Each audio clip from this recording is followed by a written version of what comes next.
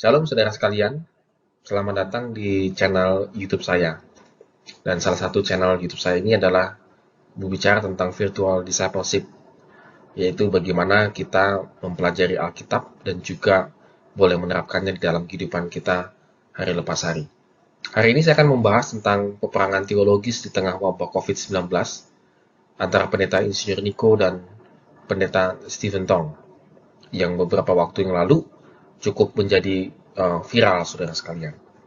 Dan untuk mengingatkan kembali statement dari pendeta Insinyur Nico, kita akan melihat cuplikan dari statement beliau. Tetapi sekarang Tuhan Yesus menyuruh saya untuk melakukan seperti apa yang telah dilakukan oleh Tuhan Yesus, yaitu dengan menghardik badai itu dan berkata, "Diam, tenanglah." Karena itu sekarang saya memerintahkan kepada COVID-19 dan kepada krisis ekonomi dengan berkata, "Diam, tenanglah." Kita sekarang memasuki peperangan rohani yang dahsyat. Mari, saya mengajak saudara untuk berdoa seperti itu. Kita memerintahkan kepada COVID-19 dan kepada krisis ekonomi dengan berkata, "Diam, tenanglah." Kalau boleh saya review statement beliau adalah Tuhan Yesus menyuruh saya untuk melakukan seperti apa yang dilakukan Tuhan Yesus, yaitu menghardik badai. Dalam hal ini, dia meyakini bahwa Tuhan Yesus memerintahkan kepada dia dan dia memerintahkan kepada COVID-19 dan krisis ekonomi untuk diam dan tenang. Dan COVID-19 dan krisis ekonomi dianggap sebagai sebuah peperangan rohani. Dan kita semua diajak untuk menghardik COVID-19 dan krisis ekonomi. Tentunya statement ini karena beredar di media sosial, pastilah akan mendapatkan tanggapan-tanggapan yang dari pihak yang lain ataupun dari aliran teologi yang lain, saudara. Dan salah satunya adalah pendeta Stephen Tong. Dan kita akan melihat bagaimana statement daripada pendeta Stephen Tong. Sekarang bangunlah, sadarlah mulai hari ini. Jangan lagi mau ditipu oleh pendeta-pendeta yang palsu, yang dari dahulu melalui keuangan menjadi perampok, sekali melalui nubuat menjadi pengkopi Yesus yang palsu. Saudara-saudara, jika apa yang mereka katakan tidak terjadi, mereka harus mati. Sekarang saya tanya, pendeta-pendeta yang berani mengkopi, memalsukan Yesus, maukah berani kerjakan dua hal? Pertama, bikin kebaktian kesembuhan secara besar, pakai istora atau pakai Gelora Bung Karno, bilang semua yang sakit virus corona datang sini, saya dalam nama Yesus menyembuhkan engkau. Kenapa engkau tak berani kerjakan itu? Hei, pendeta-pendeta di seluruh Indonesia, dengar kalimat pendeta Stephen Tong ini. Kalau engkau mempunyai kuasa Tuhan, kerjakan itu. Bikin kebaktian kesembuhan ilahi, suruh semua yang beriman datang. Yang corona virus telah menjalar di dalam tubuh mereka, sembuhkan mereka. Saya akan melihat apakah kuasa Tuhan ada pada kamu. Pergi ke Amerika, hentikan satu hari 100.000 orang mati. Karena engkau hamba Tuhan. Engkau sudah omong kosong berpuluh-puluh tahun. Karena engkau mengetahui yang sakit akibatnya cuma dua, sembuh atau mati. Kalau engkau sembuh, kalau ada orang sembuh, bukan karena engkau sembuhkan, karena memang penyakitnya bisa sembuh, maka engkau langsung mendapat anggota yang banyak. Ini cara perkembangan yang disebut penginjilan. Ini bukan penginjilan, karena tidak memberitakan Kristus yang mati, tidak memberitakan Yesus menanggung dosa, tidak memberitakan Yesus mengganti kita, dipaku di atas kayu salib. Ini bukan penginjilan. Kalau engkau berani lakukan ini, sekarang hari ini lakukan. Kedua, engkau berani tidak berani melakukan setelah pakai nama Tuhan, katakan sesuatu tidak jadi. Engkau mengatakan sekarang, rajamlah saya dengan batu, biar saya mati. Saudara sekalian, kalau boleh saya mereview bahwa pendeta Stephen Tong mengatakan mereka itu adalah pendeta palsu dan sebagai pengkopi Yesus yang palsu, begitu. Dan menantang mengadakan kesembuhan, jadi mungkin seperti KKR kesembuhan, bagi yang terkena COVID-19, baik di Indonesia maupun juga di luar negeri, khususnya Amerika, saudara sekalian. Nah, saudara, bagaimana kita tanda petik peperangan ini, saudara sekalian ya, bagaimana kita melihatnya? Mungkin sah-sah saja jika dalam konteks Pendeta Niko menyampaikan pesan gembalanya kepada jemaatnya. Bagi teman-teman kita di karismatik, statement dari Pendeta Insinyur Niko itu wajar dan tidak ada yang aneh di situ. Dan memang menjadi kendala kalau itu disampaikan di media massa, karena kita sekarang mengandalkan media massa, maka pasti akan mendapatkan tanggapan-tanggapan yang tajam dari berbagai kalangan teologi ya, berbagai kalangan gereja yang berbeda secara teologianya. Dan hari ini saya tidak akan masuk ke dalam ranah perdebatan tersebut. Artinya, saya membela yang mana begitu saudara sekalian. Melainkan saya berupaya untuk memahami peristiwa Tuhan Yesus meredakan angin ribut.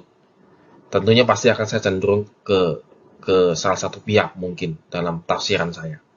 Tapi setidaknya saya ingin memberikan kontribusi melalui pemahaman daripada peristiwa Tuhan Yesus meredakan angin ribut, saudara. Saudara, bagaimana kita memahami atau menafsirkan dari peristiwa Tuhan Yesus menghadap? Saudara, narasi ini ada di Injil Sinoptik, baik itu di Matius pasal 8 ayat 23 sampai dengan 27, Markus pasal 4 ayat 35 sampai dengan 41, dan Lukas 8 ayat 22 sampai dengan 25. Saudara bisa membacanya karena narasinya cukup pendek dan kita sudah hafal narasi ini, saudara. Dan saya berharap saudara boleh membacanya di rumah.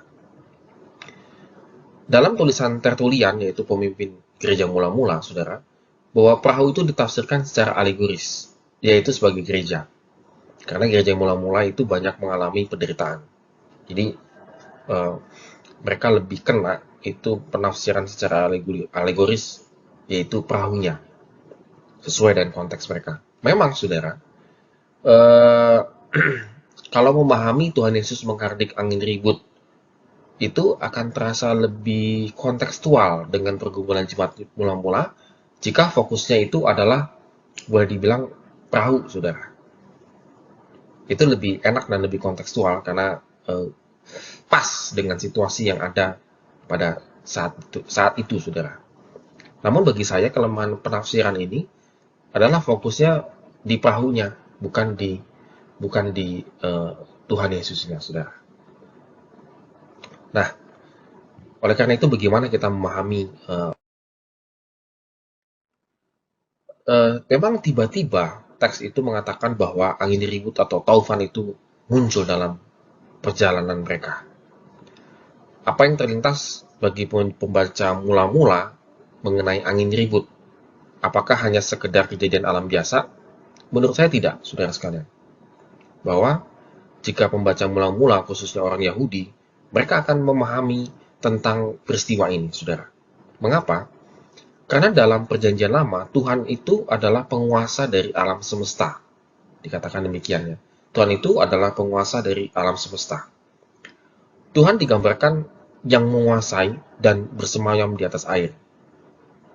Ayub 38 sampai pasal 38 ayat 8 sampai 11, Mazmur, dan seterusnya, saudara. Saudara bisa lihat teks-teks ini, bagaimana menggambarkan Tuhan yang menguasai dan bersemayam di atas air. Nah, sehingga ketika Tuhan Yesus menghardik angin ribut, maka itu bukan sebuah peristiwa mujizat biasa. Bukan peristiwa mujizat biasa.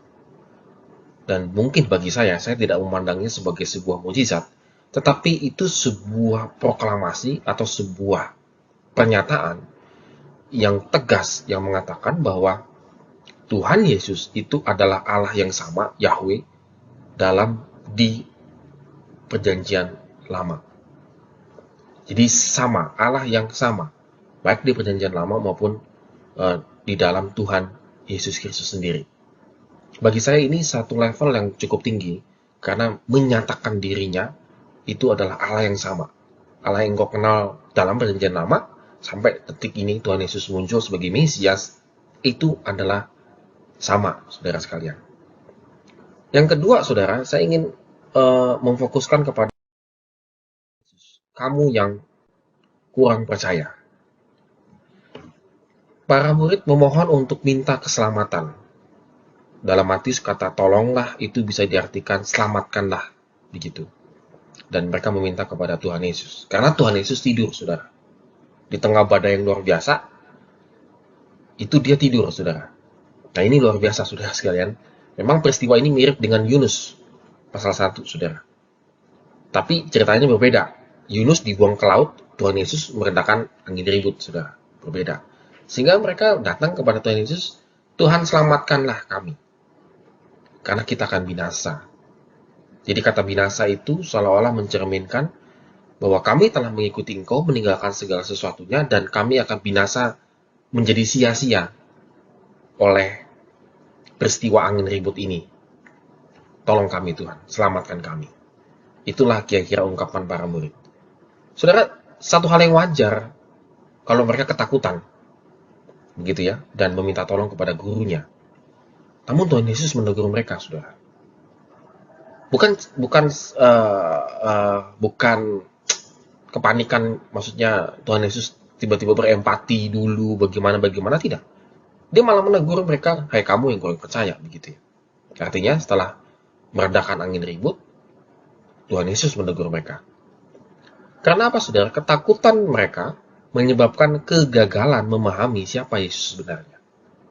Kegagalan memahami siapa Yesus sebenarnya. Saudara, logikanya, seharusnya mereka senang angin ribut itu reda. Namun mereka masih ke dalam ketakutan, saudara. Ketakutan berhadapan dengan Tuhan Yesus. Artinya secara tidak langsung, mereka bukan lagi takut kepada angin ributnya, tetapi mereka semakin takut untuk memahami siapa Tuhan Yesus yang ada di depan mereka saat ini. Itu ketakutan yang amat sangat besar digambarkan oleh Injil Sinoptik, saudara. Jadi, saudara, artinya boleh dibilang ya fokusnya ini adalah bagaimana mereka mengusir ketakutan supaya mereka memahami siapa Tuhan Yesus. Boleh dibilang satu istilah yang saya kutip adalah faith chase out fear, or fear chase out faith, saudara. Jadi fokus daripada Injil saat ini adalah iman daripada murid itu ketika menghadapi badai angin reda itu. Itu menjadi fokus Injil Sinoptik yang boleh kita lihat. Dua hal ini, saudara, yang saya lihat, yaitu bagaimana Yesus menyatakan diri dan juga kepada murid-muridnya. Saya, saudara sekalian, fokus utama Injil Sinoptik kembali lagi yaitu Yesus Kristus adalah Tuhan yang sama dengan perjanjian lama. Tuhan yang mengatasi dan mengendalikan alam semesta. Bagi saya, posisi dan kuasa ini tidak bisa diambil oleh manusia. Sebab kalau bisa diklaim, maka kita sejajar dengan Tuhan. Karena memang kalau kita bisa agak terpleset kalau memahami ini sebagai mujizat biasa. Maka tanda petik kita bisa mengklaim untuk melakukan mujizat ini juga. Tetapi kalau ini kita pahami, ini adalah sebuah pernyataan atau proklamasi kepada para pembaca mula-mula bahwa Yesus Kristus adalah Mesias, maka kita tidak serta-merta terpleset untuk mengklaim untuk melakukan hal yang sama, yaitu menghardik angin yang ribut.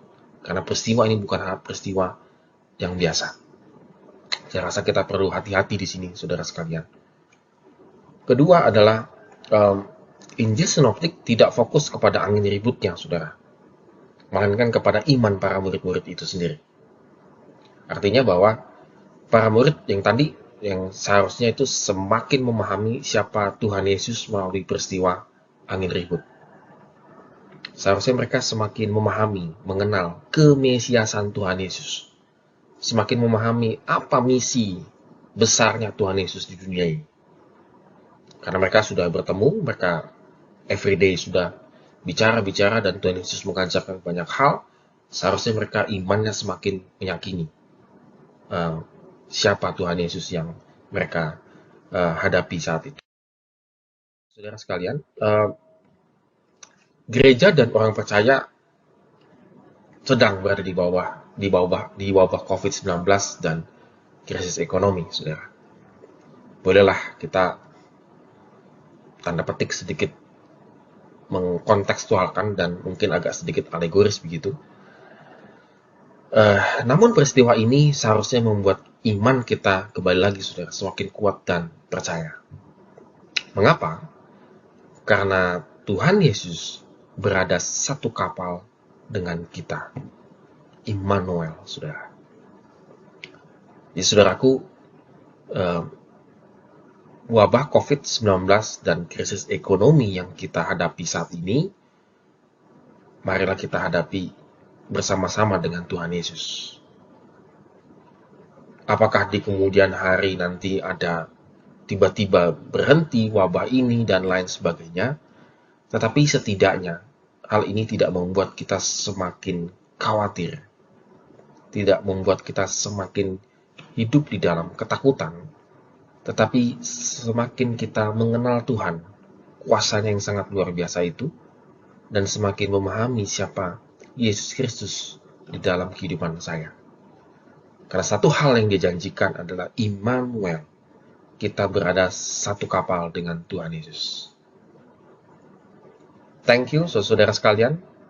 Boleh berdiskusi dengan saya pada malam hari ini, dan kiranya Tuhan memberkati kita semua. Amin.